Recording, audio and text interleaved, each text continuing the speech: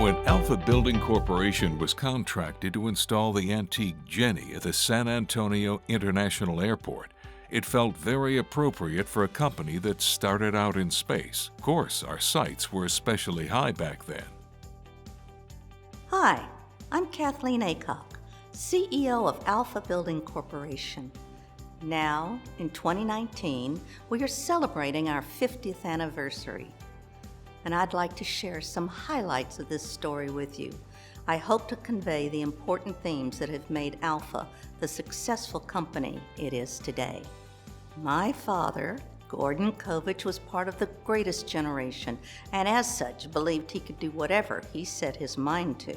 He was a child of the Great Depression, a soldier in the Second World War, a GI Bill education recipient, a husband to Viola Carter, father to 5 children, and an entrepreneur, and a darn good one.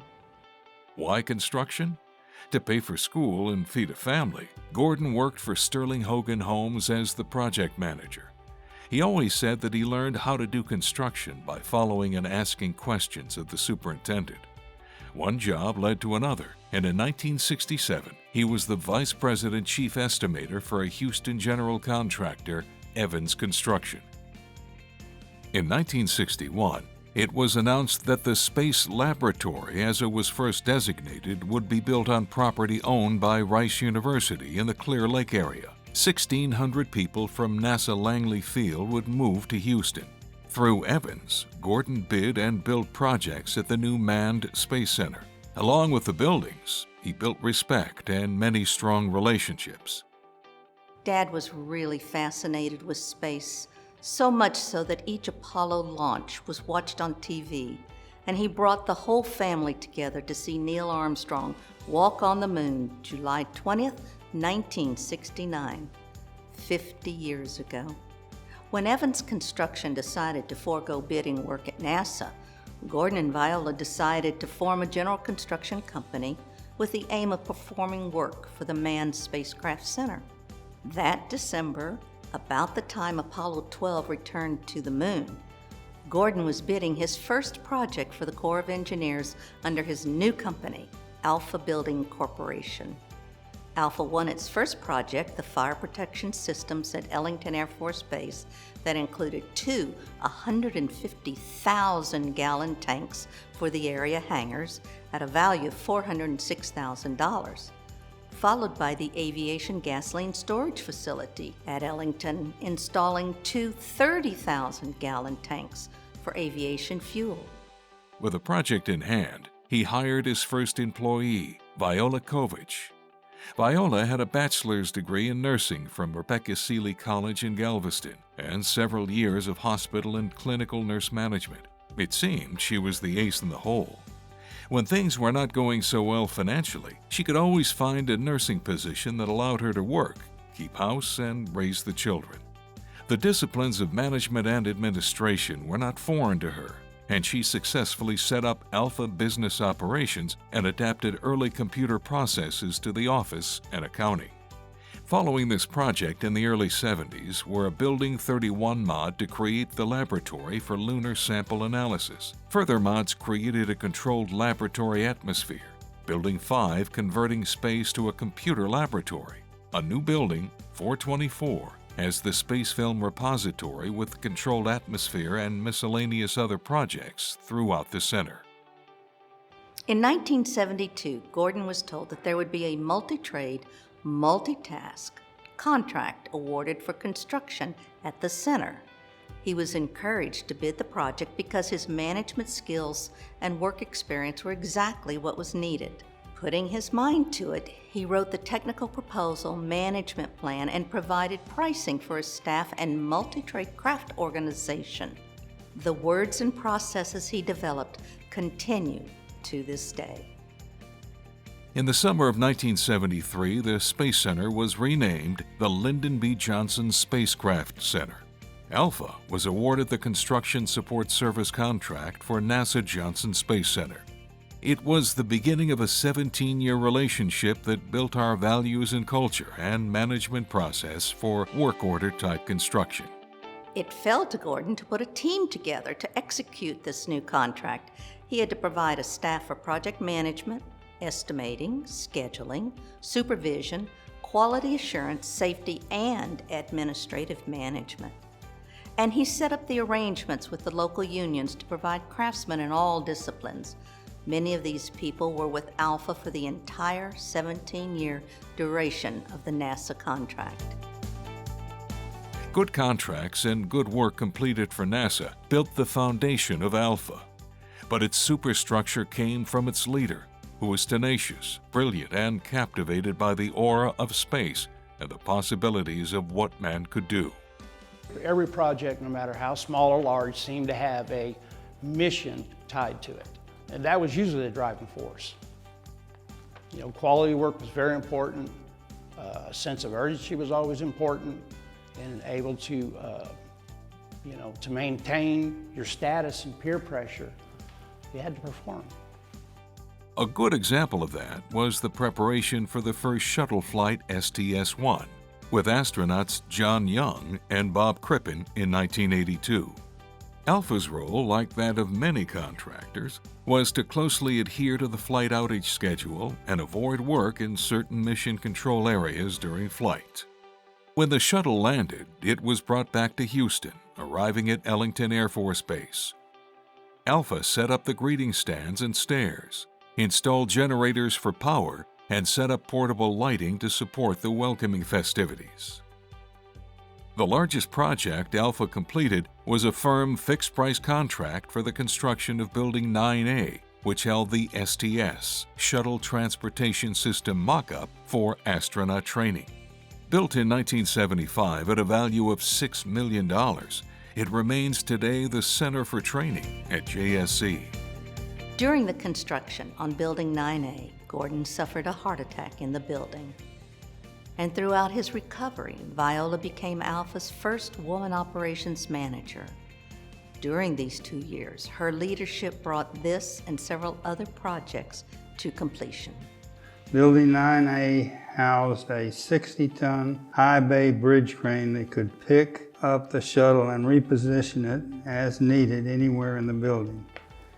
On each end of the building, it had 60 by 90-foot doors that rolled open and closed on railroad tracks.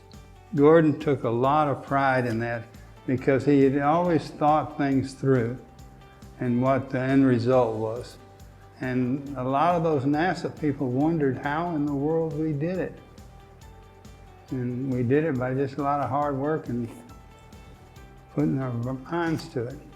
Building 9A was completed in 1975 and immediately went into service training astronauts and a few guys who wanted to act like astronauts. From 1973 through 1988, Alpha projects for NASA totaled $52.14 million. This included 1,100 delivery orders annually in or about 100 buildings at the center. These tasks ranged in value from $1,000 to $500,000 and included normal as well as hazardous working conditions, requiring a high level of experience working in toxic environments. January 1986 proved to be one of the most difficult periods for Alpha people. In that month, Viola succumbed to cancer, ending a 34-year marriage and partnership. Less than 10 days later, we watched in horror as STS-51L Challenger exploded on liftoff. In the midst of this sadness, Alpha was given the great honor of working with many agencies to prepare the memorial service for the brave astronauts who perished and prepare for the presidential visit and words of consolation. After 2 years of thoroughly studying the causes, NASA was ready to fly again. So in September of 1988, Alpha crews were once again preparing platforms to welcome the president and celebrate this return to flight. In May of 1989, NASA gave Alpha a project to install a new mission evaluation room in Building 30. This story demonstrates the camaraderie among the craftsmen and superintendents with a determination to get the job done. Horace Aycock was in charge of this job. Among the many challenges, the project required a special concrete pad to be poured inside the building. The concrete had to be placed using a chute into the building. However, the angles didn't work. Me being an electrician, I didn't think about how high the loading dock was.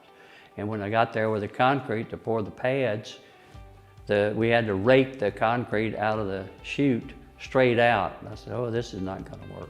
So I called the carpenter foreman, and he came over and built me a ramp.